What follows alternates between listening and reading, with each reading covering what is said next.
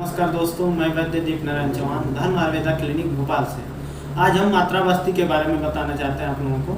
मात्रा बस्ती होती क्या है और उसके आवश्यक सामग्रियाँ क्या हैं, उसकी विधि क्या है, लाभ क्या है, उसके कंट्राइंडिकेशन क्या है और पश्चातकर्म क्या है। तो आइए, मात्रा बस्ती होती क्या है। मात्रा बस्ती मेडिकेटेड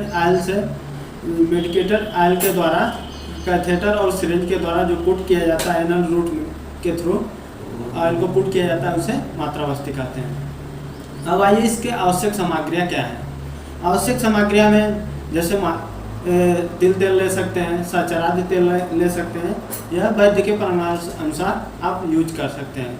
ये मापन यंत्र ले लेंगे जो तेल वगैरह मापने के लिए।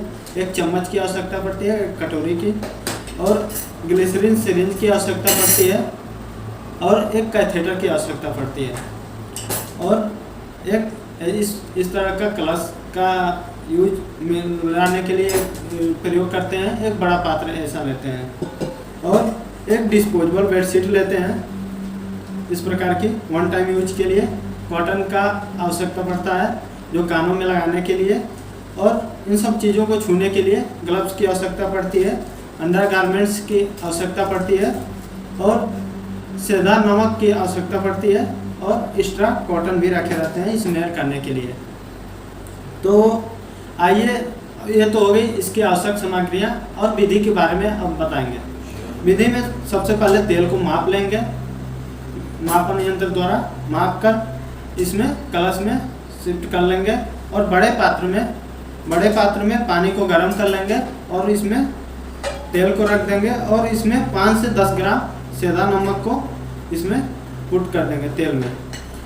जब तेल गर्म हो जाए तो उसको एक अलग रख लेते हैं निकाल कर, और इसको इसमें कटोरी में रख देते हैं तेल को, और इसको अच्छे से मिक्स कर लेते हैं कि जो सेंधा नमक है और तेल है अच्छे से मिल जाए। तो ये अब क्या करते हैं, जैसे रोगी आता है तो उसकी अष्टविध परीक्षा करके बीपी पल्स ये सब लेके उसको बैठा देते हैं, और जहाँ पे हम पंचकर्मा कर रहे हैं वहाँ पे निर्वात होना चाहिए। एक साउंड बॉक्स है तो वहाँ पे साउंड बॉक्स लगा देते हैं, जिससे पेशेंट रिलैक्स होके आराम से लेटे रहे। और जो भी वहाँ पे आने से पहले वैद्य या थेरेपिस्ट होते हैं वहाँ पे आके धूपन कर देते हैं कि वहाँ का इन्वायरमेंट शुद्ध हो जाए।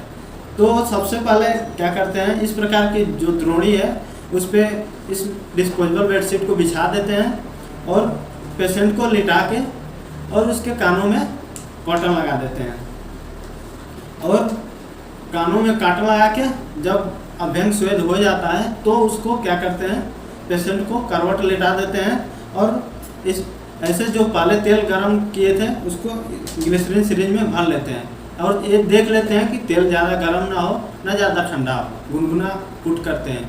ज़्यादा गर्म होने पे पेशेंट को जाके और कॉम्प्लिकेशन हो सकता है। और कैथेटर क्या करते हैं, ऐसे पुट कर देते हैं, और थोड़ा सा कॉटन लेके क्या करते हैं, हल्का सा कॉटन को तेल में भिगो के उसके एनल रूट को स्मेयर कर लेते हैं, और कैथेटर को भी स्मेयर कर लेते हैं कि जब एनल रूट में पुट करते समय किसी प्रकार का ब्लीडिंग ना हो, आसानी से कैथेटर चला जाए।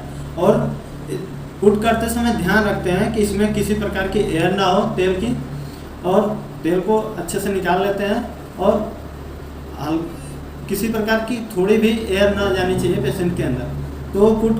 तो इस प्रकार उसके एनल रूट में पुट करके और धीरे धीरे पुश करते हैं, इसको ग्लिसरीन सिरिंज को धीरे धीरे पुट कर देते हैं, और हल्का कॉटन जो भी तेल फैला हो एनल रूट के पास उसको कॉटन से साफ कर लेते हैं, और पेशेंट को सीधा फिर से लेटा देते हैं। और क्या करते हैं फिर कि उसको हल्का पेशेंट का पैर उठा दे के उसके थाई रीजन से लेके और पीछे एनस पार्ट तक उसको हल्का मतलब उसको थपथपा देते हैं या ताड़न कर देते हैं। तो ये हो गई इसकी विधि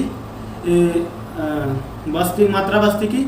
अब इसके लाभ क्या होते हैं। लाभ में जैसे कि ज़्यादा वेट लिफ्टिंग वाला पेशेंट को आप दे सकते हैं, या रेगुलर भी आप यूज कर सकते हैं जो हैवी वर्कआउट करते हैं, या किसी प्रकार का बैक पेन हो या ये सब वातज व्याधियों में ये सब कर सकते हैं।